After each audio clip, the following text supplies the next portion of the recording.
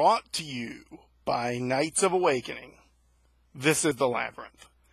I want to thank everyone for joining us. We do this for you because we enjoy knowing that we've done something for the world, and we are here because of your feedback. And this one is one that I kind of do and kind of don't get a lot of requests for. Everyone kind of hints that they want this show, and all of my shows probably should be this one. But today we're going to talk about the truth of mysticism, and we're going to talk about paradigms within that, and how these play into each other. Now, one of the reasons I'm going to do this show is at least 4 times a week, I get a question that goes something like this. Mr. McBride, or Great Grand Wizard, Charles the Almighty, or something along those names, could you please tell me how X, Y, and Z interrelates to the entirety of the universe under this paradigm, or that paradigm, or some other paradigm? Now, to be really fair, my mentor, and you'll be seeing this stuff, I went over the first few pages of the book I'm working on right now, and I rewrote a few things. I'm going to be reorganizing, rewriting that, so those 6 pages are probably going to take longer to get done than any other 6 pages in the history of anything. My mentor started me out with no paradigms, with no restraints and no restrictions, but a lot of material to pull from. And because of this, even though I have a paradigm now, I have a very different view of the universe than most people. We're going to get into that. But first, let's look at before I hit paradigms with a very Norse-shaped axe, including my own. Let's look at what they do to give us power. See, a paradigm is a system of understanding of the universe, and in that system, you are investing a part of yourself, a part of your belief, your focus, your faith, your energy into this reality. And in investing into that reality, you get a methodology that to you is internally consistent. Even if the rest of the world doesn't see it that way, to you it is internally consistent. And because of that internal consistency, you gain focus and direction on your path, and you gain the ability to utilize energy in that method, to work magic in that method, to alter reality more or less perfectly. What I mean by that, if you operate from, say, ceremonial high magic paradigm, you're always invoking a higher power, giving it authority, and then calling authority from that. And I'm going to get into that. A ceremonial magician will say, well, I'm not giving it authority, I already has it. And I'm going to get into the truth of that for the show's out, I assure you. But the paradigm is useful. And if you've truly bought into that higher power is a higher power, then what's going to happen is that the essence of that is going to be as if though you were working through a power that is all-powerful. This is where paradigms are useful, and they're important, because even I don't have the full truth, the whole truth. And I have my own paradigms for certain workings and certain things.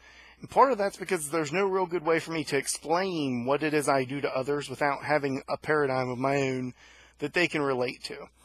If I were doing magic just myself, just my own ways, I would still honor my gods, but I probably wouldn't do things in the way that I do right now, because a lot of that is so that I can explain to others what I do. The closest thing you'll have to a paradigmless system that I use would be things like shamanic journey or directed energy work, such as Reiki or shielding methods or things like that. Those are easier for me, they take less time, and they're very powerful. More complex rituals fit within my paradigm, so therefore they're as powerful for the time put in.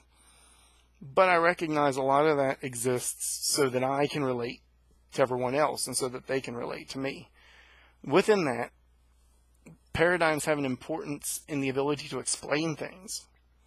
Remember, a paradigm is the worldview. It's your creation myths and understandings of why magic and the world works the way it does.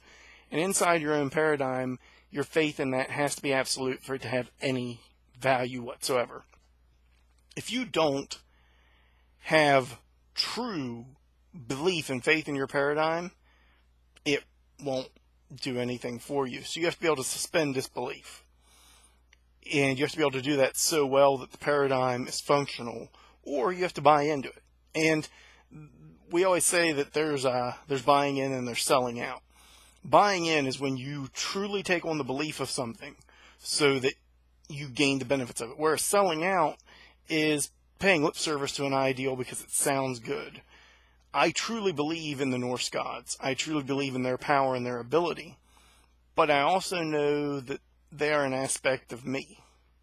And we're about ready to come up on that. And this is going to be where we get into the different things in different paradigms and why they work the way they do. Any ceremonial high magician starts out with angels.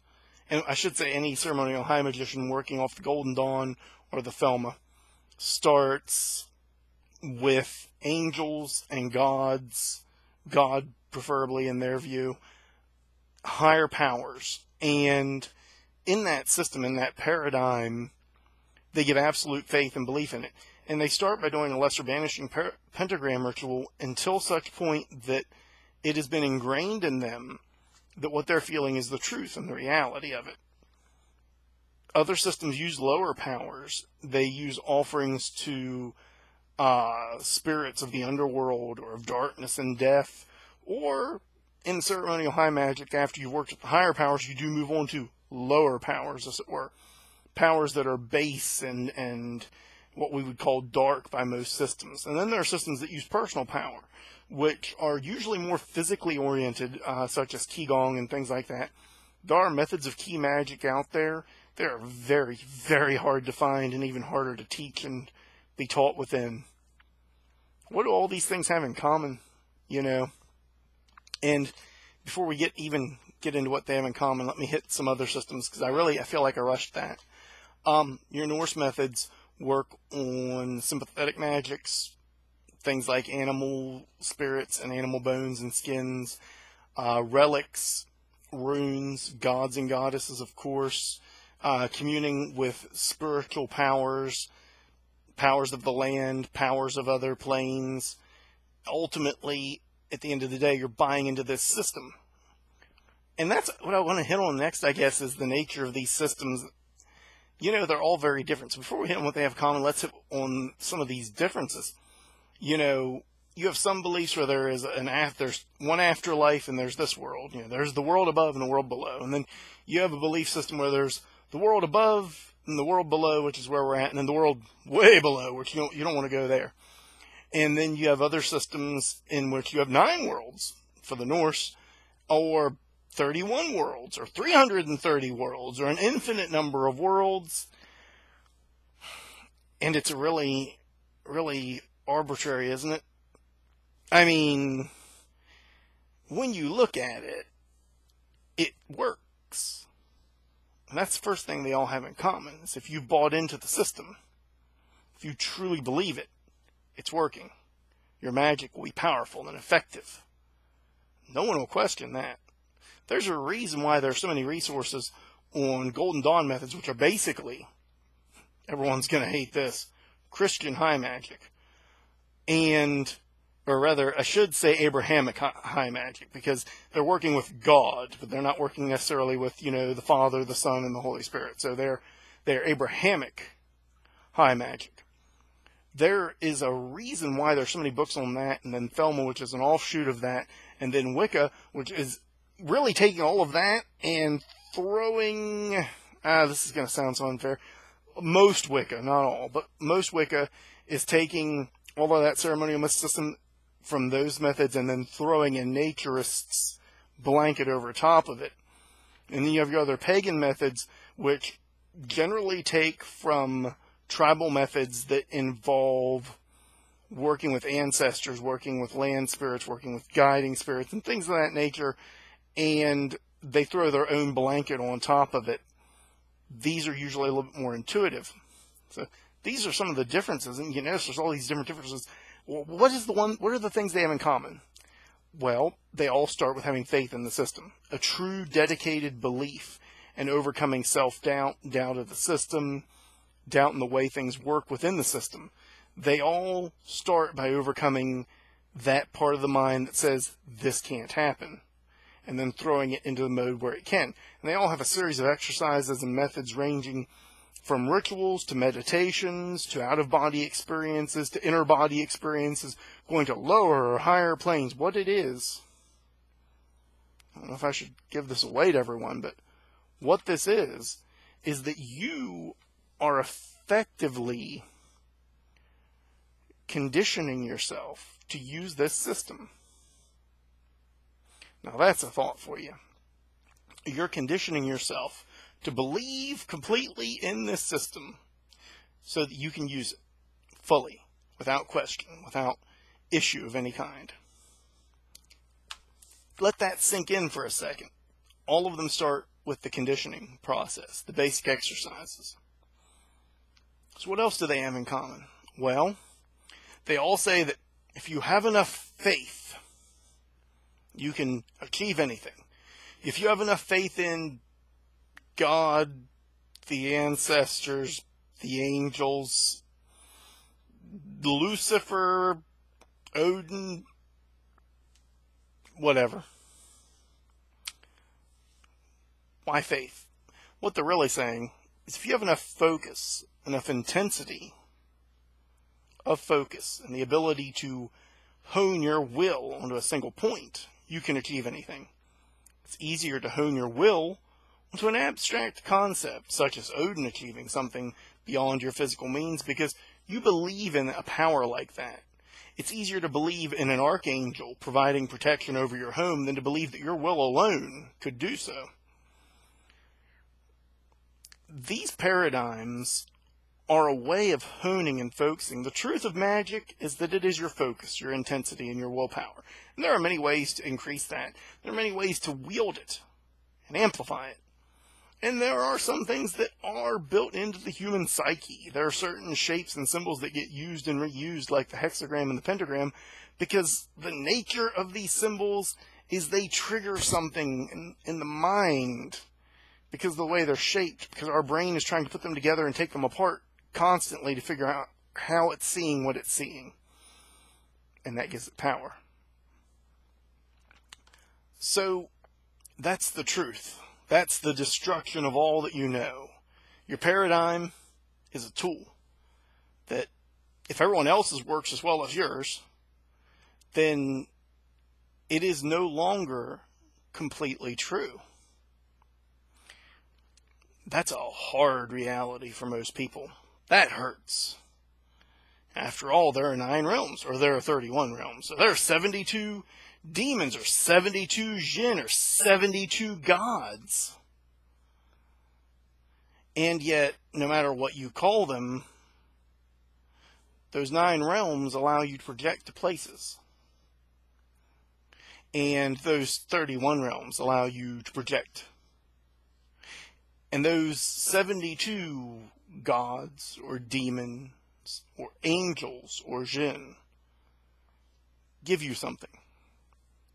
Now, that's the harsh reality.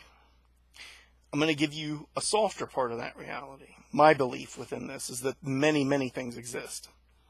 We often are drawing on the aspect of a greater thing. I don't know where that division is. It's easier for me to work with something outside my paradigm and then make that division because I don't feel as bad about it. There's no guilt in play. So instead, I'll work within my paradigm because I don't like letting myself off the hook. You know, is Odin, as a high god, simply another aspect of all high gods? Admittedly, they're all different, and they all have personalities that are different.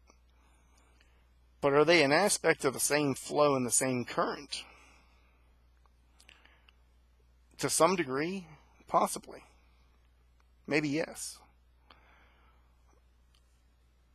However, they're also individualized sufficiently that they have characterizations that have come about over time that need to be respected. With that, though, the truth is that you go to any high god, and it is more or less the same intensity and intent. You go to any angel or demon or jinn, and it's the same intensity or intent. We're dealing with things that can't be proven. We're dealing with things that people write books and books and books and articles and web pages and entire forums about, so as they can make themselves feel better about what they do not truly know. That's a hard thing to deal with. But there is hope. You see, upon recognizing that you do not know the full truth, you can then adhere to your paradigm and say that for me, this is the truth. For me, this is the truth. This is a paradigm that I can hold to, and that I can make real, and it will be real for me. And that so long as it's real for me, that is all that matters. Once you can do that, recognizing that the universe is infinite and that your opponent's paradigm, the people working against you, is just as valid as yours, and that the truth is no longer the truth, once you recognize that, then when you buy in, you don't cut yourself off from the greater flow, the greater understanding that your focus and your intensity, your power, is a big part of what's making this happen. And in that, you recognize that you contact things far outside of yourself, but also far within yourself anytime you do any kind of work. This is a hard thing for people to accept, but within this, the paradigms can help you increase your focus and your intensity. They give your mind something to latch onto and make real. Do I believe that Odin sits in Asgard upon his throne and that he drinks nothing but mead all day? Well, he must be hammered if he does. If that's all that Odin does, then how does he project into people, which I've seen him do? How does he make great changes in the world if all he is some guy sitting on a chair drinking mead? What of Thor? Does Thor adventure around the different realms? If so, then why can't I contact him at a moment's notice? Because these are currents. These are powers underneath that we're trying to describe. And all of these things are currents. When people come to me with these questions, what is stronger, this demon or that? How does this demon do that? How does that work in this way? I look at them and I go, I will do the research and let you know. Because oftentimes my paradigm is paradigmless. I love my Norse path. I'm drawn to that mythology and those ideals. But I don't think that Mjolnir is a square hammer sitting inside some overly muscular red-haired guy's hand. I think it's something more. I think it's something beyond my full, complete understanding that I can just barely touch with my fingertips. And that makes it something more than real, something more than this mundane reality that we exist within. Paradigms help improve your magic in this way, but they can also destroy it. They can also destroy it just as quickly. So you buy into that paradigm too much, and suddenly you always have to approach the archangel with this offering in this way and that way, and you're locked. You must always call upon the gods in this way. You must always do your blood sacrifices and drink your mead. And you're out on the road and you need help, but you can't call on the gods. No, sir, because you don't have a proper altar set up, because you've bought into your paradigm so deep that you've lost the truth of it. You've lost the way at that point. The path that you're on can lead you to the way. It can also take you off of it. The truth of the universe, so all these things exist on some level, and if by nothing else, they exist by the empowerment of the billions of people that have believed in them, past, present, and future. But that belief empowers everything. In my time, this is where combat mysticism gives you a unique view on the world. I've seen angels stand against gods, and I've seen gods defeated by demons. I've seen demons laid waste to by gods and hold their own against demigods and stronger. I've seen one being face off against an army, and I've seen men and women do as well. I've seen men challenge the gods and win, and I've seen them lose to the simplest of demons and the weakest of evocations. I've seen a man overthrow an angel, and I've seen a man beaten by as simple as a fairy or an elf, something that is not classically supposed to be as strong as a god. And what I've learned in all my years focusing in this is that your focus, your intensity, your drive, your determination, and the amount of energy that you wield at any one point, both internally and externally, how far you have forced your mind to grasp upon the mystery, determines how powerful you are.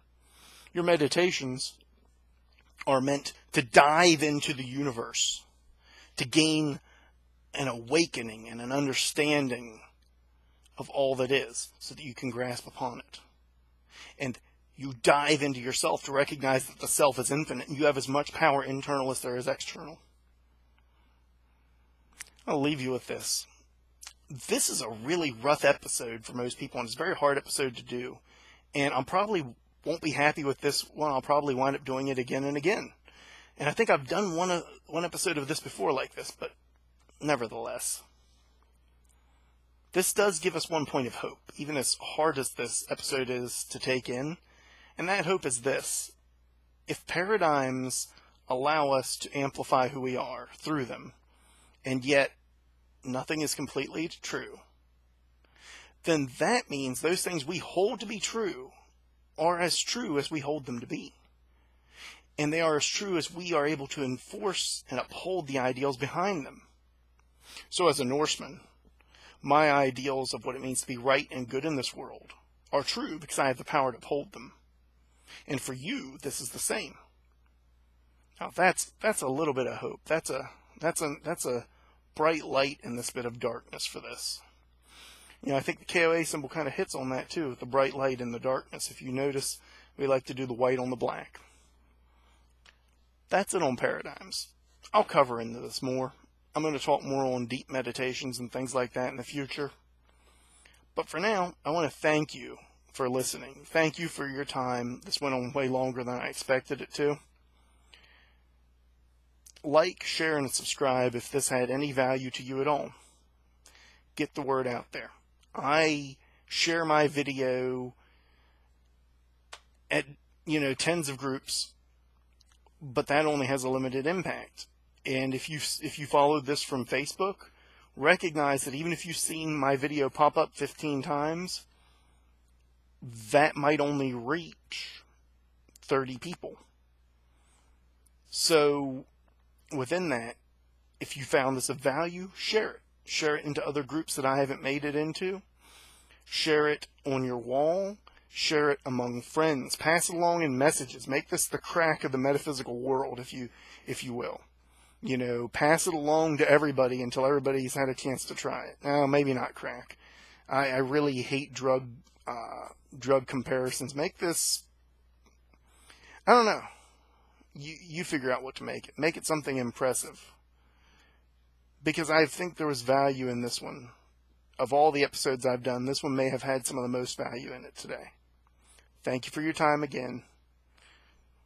Thank you for helping me, helping us as the Knights of Awakening, because by you tuning in, that gives us a reason to continue, and that allows us to awaken the night within.